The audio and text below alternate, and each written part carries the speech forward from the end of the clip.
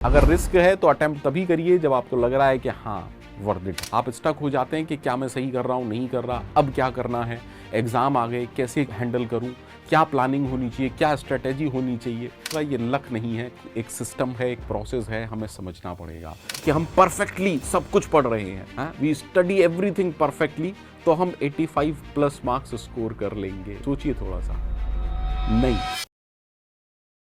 So hello gate aspirant, कैसे हैं सारे लोग। मुझे लगता है, मुझे उम्मीद है कि आपकी प्रिपरेशन एकदम मक्खन की तरह चल रही होगी। आपने बहुत टाइम से अच्छी तैयारी कर रहे हैं, सब कुछ ठीक है ना। यहाँ पर एक छोटा सा सेशन मैं आप लोगों के लिए लेके आया हूँ, how to score 85+ marks in GATE 2027, है ना। देखिए, पहले तो आपको ये समझना होगा ये लक नहीं है, एक सिस्टम है, एक प्रोसेस है, हमें समझना पड़ेगा। और आज इस सेशन में इसी सिस्टम की हम बात करेंगे।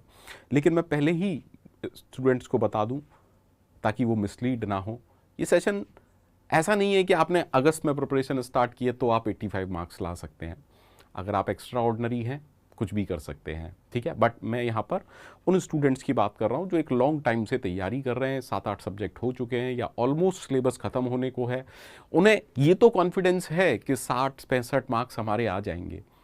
तो हम यहाँ पर उन स्टूडेंट्स की बात कर रहे हैं जो एक सिस्टम से पढ़ाई कर रहे हैं, लेकिन यहाँ पर मैं उनका कुछ इम्प्रूवमेंट कैसे हो सकता है, 85+ तक कैसे पहुंचा जा सकता है, इस सेशन में मैं वो डिस्कशन करूंगा। क्या प्लान, क्या स्ट्रेटेजी होनी चाहिए, क्योंकि किसी भी कम्पिटिटिव एग्जाम को फाइट करने के लिए प्लानिंग बहुत ज़रूरी है। मैं हमेशा कहता भी हूँ, पढ़ा भी होगा आप लोगों ने, that if you are failing to plan, believe me you are planning to fail. ठीक है, तो प्लान ज़रूर करिए।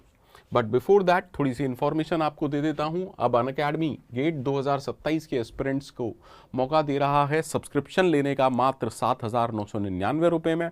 27 अगस्त से बैच स्टार्ट हो रहा है। PYQ टेस्ट सीरीज सब कुछ आपके लिए अवेलेबल है, लेकिन ये ऑफर आज रात खत्म हो जाएगा। इस ऑफर के लिए जो कोड आपको लगाना है वो है प्रो गुरु, जो कि मेरा कोड है प्रो गुरु, PROGURU, प्रोग्रामिंग गुरु का शॉर्ट। ये ऑफर आज खत्म हो जाएगा। गेट आइकॉनिक प्रो सर क्या है, ये बाकी से कैसे डिफरेंट है। देखिए, कई बार होता क्या है कि आप प्रिपरेशन तो अच्छी कर रहे हैं, पढ़ाई करना आपको आता है, आप सब्जेक्ट कर रहे हैं, सिलेबस कर रहे हैं, चीज़ें कर रहे हैं, but some time you got stuck. आप स्टक हो जाते हैं कि क्या मैं सही कर रहा हूँ, नहीं कर रहा, अब क्या करना है, एग्ज़ाम आ गए, कैसे हैंडल करूं, क्या प्लानिंग होनी चाहिए, क्या स्ट्रेटेजी होनी चाहिए। सम टाइम आपके पास बहुत सारी समस्याएं होती हैं, तो आपको ये लगता है कि अगर कोई गाइड होता, कोई मेंटर होता, तो इन समस्याओं से मुझे क्विकली छुटकारा दिला देता, इनका सॉल्यूशन मेरे लिए जल्दी अवेलेबल हो जाए, है ना। तो प्रॉपर अगर आप मेंटरशिप चाहते हैं, गाइडेंस चाहते हैं, तो ये बैच आप मेरा सुपर 30 ज्वाइन कर सकते हैं। यहाँ पर जो सुपर 30 बैच है, आपको ये समझना है ये 1-to-1 मेंटरशिप वाला कॉन्सेप्ट है। मंथ में 2 से 3 जूम मीटिंग होती हैं, 2 तो होती ही हैं, 2 जूम मीटिंग मंथ में होती हैं। बट मैं स्टूडेंट्स के लिए 24/7 व्हाट्सएप पर अवेलेबल होता हूं। जैसे ही बच्चा सुपर 30 बैच ज्वाइन करता है, मैं इंडिविजुअल उसके साथ एक व्हाट्सएप ग्रुप बना लेता हूं, सो दैट अगर 24/7 उसे कोई भी समस्या होती है, वो उस ग्रुप पर मुझे मैसेज कर सकता है या कॉल कर सकता है। ऑनेस्ट रहूँगा आपके साथ, बच्चा अगर कॉल करता है, मैं अवेलेबल नहीं हूँ, तो मेरे कुछ कैंडिडेट्स वहाँ पर रहते हैं, कलीग्स वहाँ पर रहते हैं, वो अटेंड करते हैं, और लेटर ऑन जैसे ही मैं फ्री होता हूँ, बच्चे से कनेक्ट करता हूँ। तो अगर आपको लगता है कि आपको गाइडेंस की ज़रूरत है, मेंटरशिप की ज़रूरत है, प्रॉपर प्लानिंग की ज़रूरत है, 1-to-1 मेंटरशिप की ज़रूरत है, तो ये बैच आपके लिए है, ठीक है। अदरवाइज सब्सक्रिप्शन तो है ही। सो लेट्स स्टार्ट, है ना। आप समझिए कि 85+ मार्क्स गेट में क्या सिर्फ पढ़ने से आ सकते हैं, कि हम परफेक्टली सब कुछ पढ़ रहे हैं, वी स्टडी एवरीथिंग परफेक्टली, तो हम 85+ मार्क्स स्कोर कर लेंगे। Is it so? सोचिए थोड़ा सा। नहीं, आपको यह सोचना है कि मेरे मार्क्स कहां लीक हो रहे हैं, मुझे इस पर फोकस करना है ना। It is about making sure your marks do not leak, आपके ज्यादा मार्क्स लीक ना हो, ये आपको समझना है। देखिए, गेट का जो एग्जाम है वो 100 मार्क्स का है। अगर आपका टारगेट है 85+, 85 और 85+, अब हो सकता है यहां पर भी बच्चे कैलकुलेशन कर दें, कमेंट में ऐसे ऐसे कमेंट भी आ जाते हैं, सर आपने प्लस लिखा है यहाँ पर 85 प्लस, दैट मीन्स ये स्टार्ट होगा 85 पॉइंट समथिंग से, तो यहाँ पर 15 कैसे हो गया? इतना अंडरस्टूड बातें हैं, ठीक है, 85 और 85 प्लस, ठीक है। मुझे पता है ना बच्चा क्या देखता है, कई लोग सिर्फ इसी चीजों को देखने आते हैं, सर ने कुछ गलत तो नहीं बोला, है ना। तो अगर आपका टारगेट है 85 या 85 प्लस मार्क्स, तो आपको ये समझना है कि मैं ज्यादा से ज्यादा 15 मार्क्स खोने को अफोर्ड कर सकता हूं, इससे ज्यादा नहीं। अब सारी कहानी कहां चेंज हो जाती है? सारी कहानी कहां चेंज हो जाती है? जब आप ये सोचना छोड़ देते हैं कि कितना मुझे पढ़ना चाहिए। पहली बात ये तो छोड़ ही दीजिए, क्योंकि ये सवाल ही बेकार है, कितना मुझे पढ़ना चाहिए। कई बच्चे मेरे से पूछते हैं सर कितने घंटे पढ़ना चाहिए, ये और भी बकवास सवाल है। एक बात मुझे समझाओ, अगर आप 6 घंटे पढ़ सकते हो, किसी टीचर के कहने पर 5 घंटे पढ़ोगे क्या? नहीं ना। अगर आपकी कैपेसिटी 6 आवर्स की है तो ट्राई करो 7 की, ट्राई करो 8 की, 7 है तो 8 के लिए ट्राई करो। आपको अपने आप को स्ट्रेच करना पड़ेगा टू क्रैक एग्जाम, ठीक है। तो पहली चीज, गेम चेंज कहां होता है? जब आप छोड़ देते हैं सोचना कि क्या पढ़ना है, कितना पढ़ना है, ठीक है, और सोचना शुरू करते हैं where can I afford to lose marks, कहां पर मार्क्स, है ना, खोना अफोर्ड कर सकता हूं। समझते हैं इस पूरे प्रोसेस को क्या है।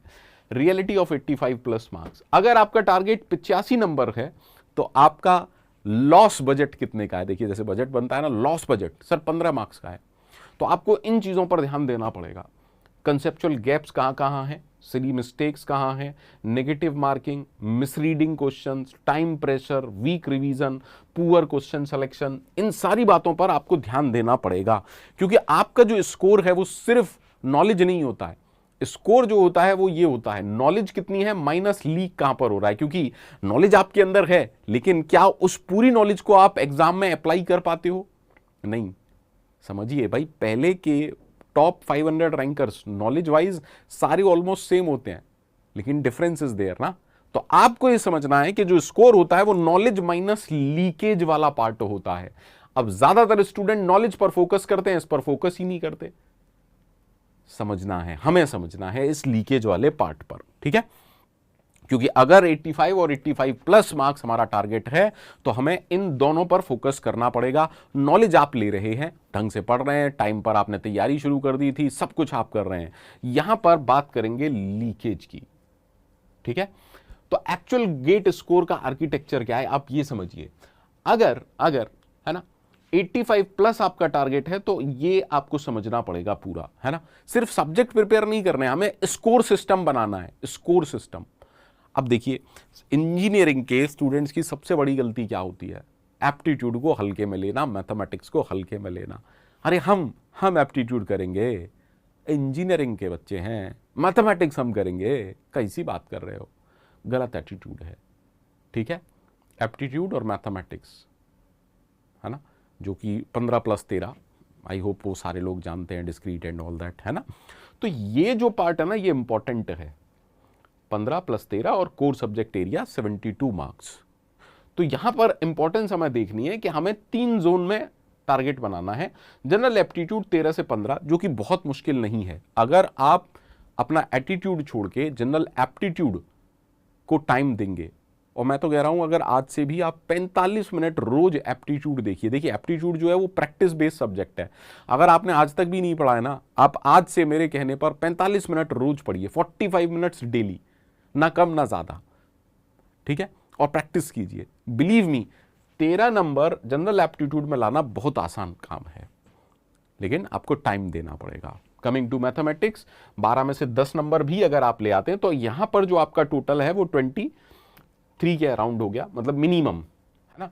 अब कोर सब्जेक्ट में आप कोशिश करिए 61, 62, 63 लाने की, तो लगभग आपका 85 प्लस हो जाएगा। अब इसको नहीं जोड़ना है सिर्फ, है ना, हाँ, कि मिनिमम वाले ही जोड़ लिए। ऑन एन एवरेज अगर आप कोशिश करेंगे तो ये 85 प्लस मार्क्स आप ला सकते हैं, 85 और 85 प्लस, है ना, एक आध नंबर इधर उधर। तो आपको ये थोड़ा सा टारगेट करना है, ये टारगेट एरिया। बच्चों की प्रॉब्लम क्या है, इन दोनों को हल्के में ले लेते हैं और सारा ध्यान सिर्फ कोर सब्जेक्ट पर देते हैं। आपको ये नहीं करना है, ठीक है, क्योंकि हमें लीकेज को सही करना है। अब 15 मार्क्स रूल क्या है? सर अगर 85 या 85 प्लस मार्क्स लाने हैं तो हमें सिर्फ 15 मार्क्स ही ऐसा है जहां हम फेल कर सकते हैं कि भाई 15 मार्क्स, ये 15 मार्क्स रह गए, बाकी मेरा डन है। तो द 15 मार्क्स रूल, ठीक है। तो 15 मार्क्स फेलियर कहां कहां अलाउड है? देखिए ये चीजें हैं जो कि अलाउड हैं। अलाउड तो इसलिए कह रहा हूं क्योंकि मैक्सिमम अलाउड, ठीक है। मैं तो चाहता हूं आपके 100 नंबर आए, है ना। कंसेप्ट लॉस, ठीक है, यहां पर हम फोकस कर सकते हैं। एक्यूरेसी लॉस हो जाता है ना, सवाल नहीं क्या। नेगेटिव मार्किंग, ठीक है। टाइम लॉस, ठीक है, प्रेशर की वजह से। सिली मिस्टेक्स, ठीक है। तो आपको समझना है, आपको सिर्फ लीकेज पे वर्कआउट करना है बच्चे, ठीक है। The biggest myth about 85 plus marks, सबसे बड़ा मिथ क्या है? मुझे सब आना चाहिए, I need to know everything of every subject, मुझे सारे सब्जेक्ट का सब कुछ पता होना चाहिए तब 85 प्लस मार्क्स आएंगे। आपको यह समझना है कि मार्क्स, है ना, 3 तरह की कैटेगरी, आपको यह समझना है क्या क्या है। गारंटीड मार्क्स क्या है? कभी भी आप रॉन्ग नहीं होते, ऑलमोस्ट नेवर रॉन्ग, है ना। सब्जेक्ट, टॉपिक, सबकी बात कर रहा हूं। Guaranteed marks, sir CDS algo कभी नहीं छूटता, सर सीडीएस हो जाता है, एल्गोरिथम में कभी कभार गड़बड़ हो जाती है, please you need to understand, है ना। Guaranteed marks. सेकंड है कॉम्पिटिटिव मार्क्स। कॉम्पिटिटिव मार्क्स थोड़ा सा एफर्ट लगाना पड़ता है, थोड़ी थिंकिंग लगानी पड़ती है, लेकिन क्वेश्चन बन जाता है, ठीक है। थर्ड है एक्सपेंसिव मार्क्स, क्वेश्चन जिसमें बहुत ज्यादा मेरे को टाइम लग रहा है, बहुत ज्यादा टाइम लग रहा है ना, फॉर टू लिटिल सर्टेनिटी, उसके बाद भी मैं सर्टेन नहीं हूं कि उसका क्वेश्चन बना लूंगा। वो कोई भी सब्जेक्ट हो सकता है, वो कोई भी टॉपिक हो सकता है। तो आपको मार्क्स को अपना कैटेगराइज करना है, ठीक है। अब जो 85 प्लस मार्क्स का जो स्कोर है, यहां पर ये मत सोचिएगा 85 स्टूडेंट है ना, 85 प्लस के मार्क्स का जो स्टूडेंट है, ऐसा नहीं है कि वो सारे मार्क्स को चेज करते हैं, है ना। पहले आपको इजी मार्क्स चेज करने पड़ेंगे, क्योंकि मैं हमेशा कहता हूं बच्चे से, एक बात समझिए, जो क्वेश्चन हार्ड है वो तो सबके लिए हार्ड है, ऑलमोस्ट सबके लिए हार्ड है, लेकिन अगर एक इजी क्वेश्चन में आप गलती करते हैं तो आप बाकी सबसे पीछे हो गए, क्योंकि बाकी लोग छोड़ के नहीं आएंगे। Please understand this part. Probability कम है ना कि एक इजी क्वेश्चन को बाकी लोग छोड़ के आए, हार्ड क्वेश्चन को तो प्रोबेबिलिटी है सबकी ऑलमोस्ट कि सभी गलत करके आए या छोड़ के आए, लेकिन एक इजी क्वेश्चन को सभी लोग गलत करें, प्रोबेबिलिटी कम है। तो आपको यह समझना है, पहले इजी मार्क्स फर्स्ट चेज करिए, ठीक है। नाउ 3 तरीके की प्रिपरेशन है ज्यादातर बच्चे क्या समझते हैं, पढ़ लेना मतलब प्रिपरेशन हो गई, है ना। पढ़ लेना मतलब लेक्चर्स देख लिए, पंकज सर के, अंकित सर के लेक्चर्स देख लिए, हो गए हम गेट के लिए तैयार। बार बार डिस्कस कर चुका हूं इस बात को, 30, 32, 35, 40, ठीक है, इतना स्कोर करना है, सिर्फ लेक्चर्स देखने हैं। ये भी मैक्सिमम बोल रहा हूं, ठीक है। सिर्फ लेक्चर्स देखने से कुछ होगा नहीं। कंटेंट कंजम्पशन, हमने कंटेंट कंज्यूम कर लिया, लेक्चर, सिलेबस, थ्योरी सब पढ़ ली, ठीक। नॉलेज बिल्डिंग, कंसेप्ट पढ़ लिया, कंसेप्ट अच्छे से पढ़ लिए, ठीक है। एग्जाम परफॉर्मेंस ट्रेनिंग, ये इंपॉर्टेंट है ना, ये इंपॉर्टेंट है ना। आप उस नॉलेज को कैसे ट्रेन कर रहे हो। आपने नॉलेज ली, कॉन्सेप्ट पकड़ा, लेकिन आपने उस कॉन्सेप्ट को अप्लाई करके ही नहीं देखा। आपने ये तक जानना जरूरी नहीं समझा जो टीचर ने बताया और जो मैंने नोट्स में लिखा वो सही है या नहीं, उनमें डिफरेंस तो नहीं है। अब कई बच्चे टेस्ट सीरीज देते ही नहीं है, उन्हें कुछ पता ही नहीं है, नया क्वेश्चन अटेम्प्ट ही नहीं किया, अप्रोच डेवलप नहीं हुई। अब गेट के एग्जाम में नया क्वेश्चन बनने के चांसेस क्या है? प्रोबेबिलिटी कम है, ऑफ कोर्स कम है। ये चीज आपको समझनी पड़ेगी, भाई ये सिस्टम है ना, अप्रोच डेवलप नहीं हुई ब्रेन की तो कैसे कर ले जाओगे? नहीं कर पाओगे। अब ज्यादातर स्टूडेंट यहां तक सीमित रह जाते हैं, लेकिन अगर आपका टारगेट 85 या 85 प्लस है तो आपको इस पर फोकस करना पड़ेगा, ठीक है। रिकॉग्नाइज, डिसाइड, सॉल्व करिए, वेरीफाई करिए। देखिए नॉलेज को वेरीफाई करना बहुत ज्यादा जरूरी है। अब वेरीफाई किससे होगा? ट्विस्टेड क्वेश्चन से, बहुत प्रैक्टिस से, ठीक है ना। पीवाईक्यूज जो है वो एग्जाम का डेटा है, ठीक है। ये सिर्फ क्वेश्चन नहीं है, पीवाईक्यू आपको डायरेक्शन देते हैं, पीवाईक्यू डेटा है जिस पर आपको काम करना है, कंक्लूजन्स निकालने हैं, है ना। हर पीवाईक्यू, फॉर एवरी पीवाईक्यू आपको अंडरस्टैंड करना है कि उसके पीछे का कॉन्सेप्ट क्या है, पैटर्न ढूंढना है। भाई पीवाईक्यू इसीलिए तो है क्योंकि वो एक्चुअल क्वेश्चंस हैं जो गेट में पूछे गए हैं। तो आपको ये समझ में आना चाहिए किस टॉपिक से, किस सब्जेक्ट के किस टॉपिक से किस तरीके का क्वेश्चन पूछा जाता है, किस टॉपिक को किस डेप्थ में पढ़ना है ना। देन कॉमन ट्रैप क्या हो सकता है, sir recursion plus static variable plus pre decrement या प्री इंक्रीमेंट। क्वेश्चन को तुरंत इज्जत दो क्योंकि आप ट्रैप में फंस सकते हैं। एम आई राइट और नॉट?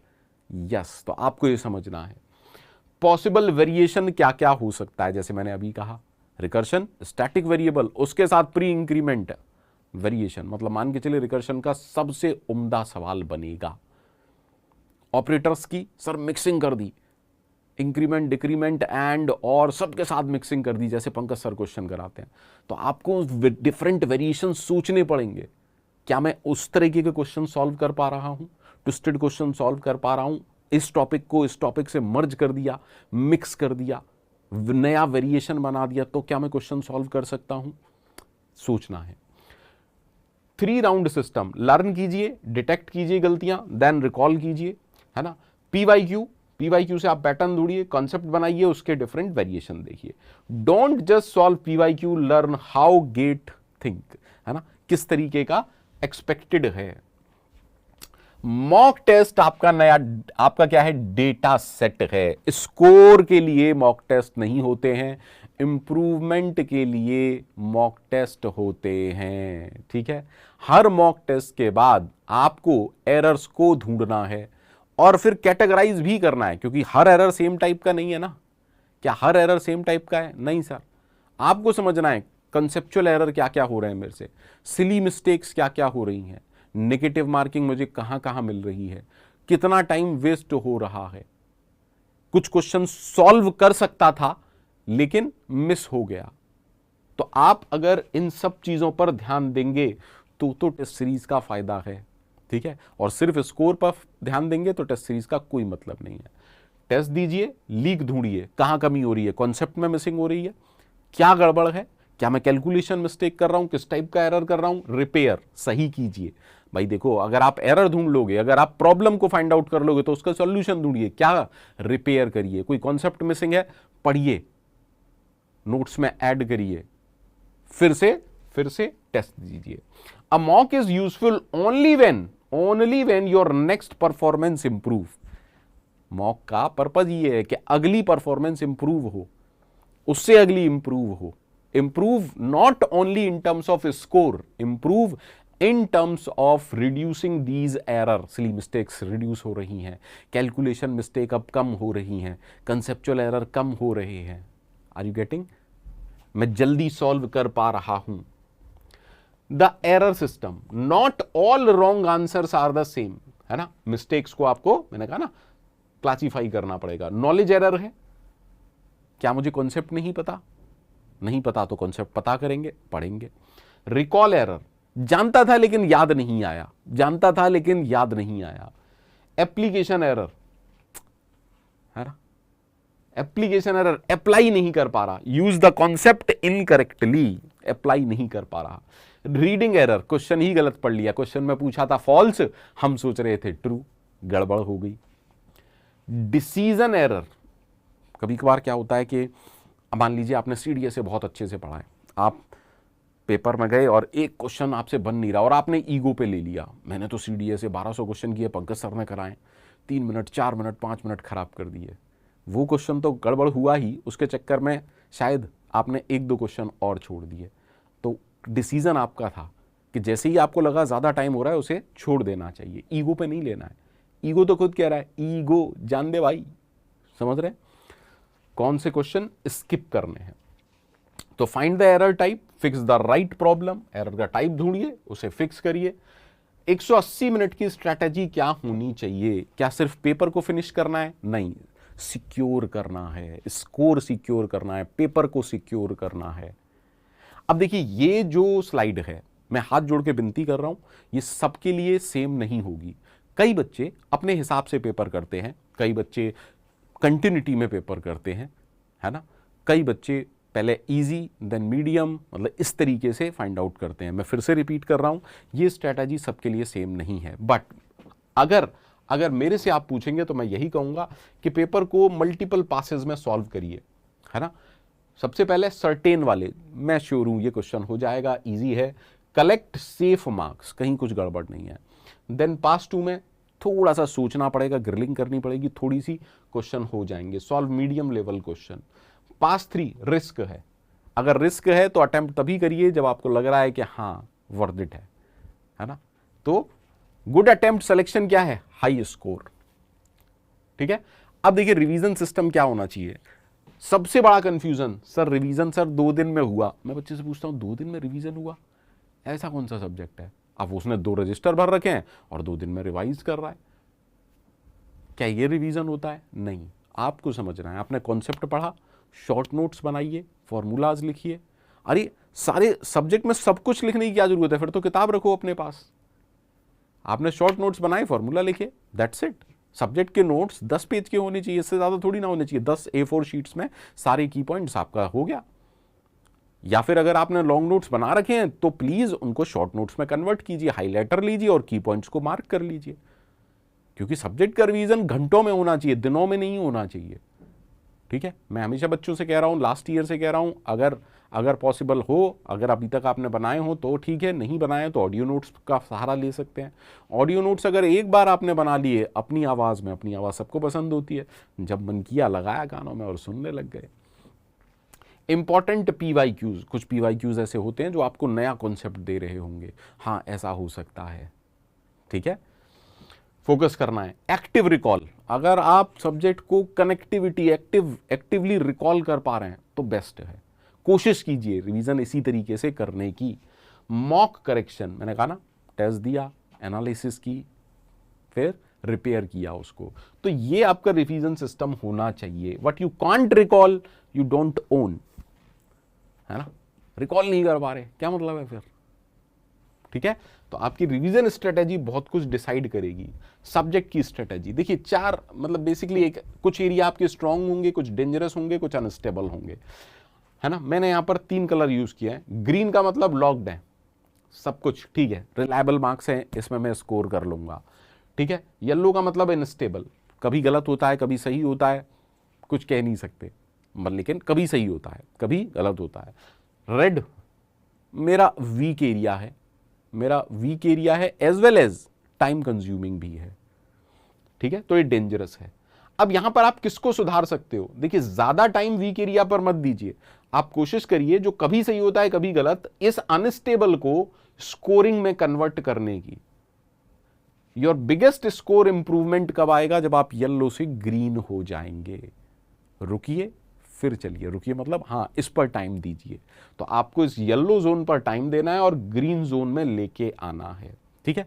सारा टाइम अगर डेंजरस वाली जोन में खर्च करेंगे तो आपने 2 गड़बड़ कर दी। जरूरी नहीं है कि इससे यहां पर आ जाएं और इसको भी आपने इंप्रूव नहीं किया, तो ये दोनों एरिया आपने कहीं ना कहीं खत्म कर दिए।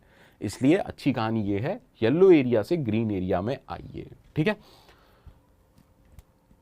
फाइनल 85+ ब्लूप्रिंट क्या है, सिस्टम क्या होना चाहिए, कॉन्सेप्ट बिल्ड कीजिए, PYQ पैटर्न्स को मास्टरी कीजिए, क्योंकि PYQ पैटर्न आपको सब्जेक्ट के बारे में बहुत कुछ बताते हैं, किस तरीके से क्वेश्चन पूछा जाता है, कौन सा टॉपिक ज्यादा इंपॉर्टेंट है, कौन सा टॉपिक किस डेप्थ में करना है ना, क्योंकि हर टॉपिक से सब कुछ नहीं पूछा जाता है, ठीक है। पहले इजी मार्क्स पर फोकस कीजिए, एरर्स को कैटेगराइज कीजिए, ट्रैक कीजिए, train with mock and revise for recall. Recalling system अगर नहीं है तो आप ओन नहीं करते।